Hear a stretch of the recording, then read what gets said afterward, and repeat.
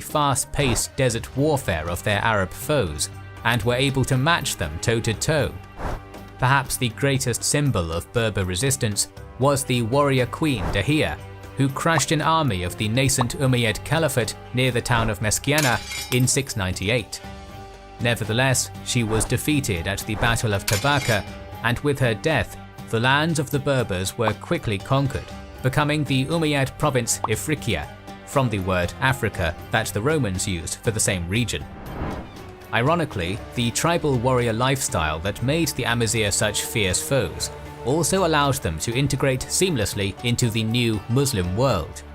Berbers converted to Islam en masse, but for the most part this conversion was nominal at best, and despite professing a new faith, the Amazigh retained many attributes of their languages, social structure, and many traditional practices. The Muslim force that crossed the narrow sea and famously conquered Visigothic Iberia in 711 was predominantly Amazigh in origin. In fact, one of its principal commanders, Tariq ibn Ziyad, was of Berber extraction. His name lives on in the modern-day city of Gibraltar, whose name is a corruption of the Arabic word Jabal Tariq, meaning Mountain of Tariq.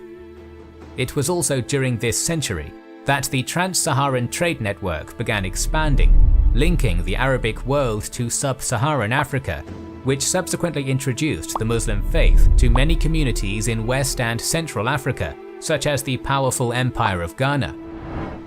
Despite all this, the Amazigh were undoubtedly a subject people.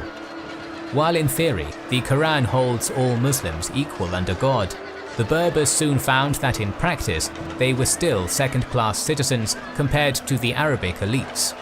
For example, during the conquest of Iberia, Berber soldiers had been put in more dangerous theatres of battle, while the Arabs were often kept in reserve. Despite this, the Berbers often received less pay and war loot than their Arab comrades.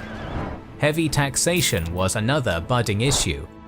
Under the Pact of Umar, Jewish and Christian communities under Muslim rule were guaranteed safety, but in return had to pay a regular tribute known as the jizya or poll tax.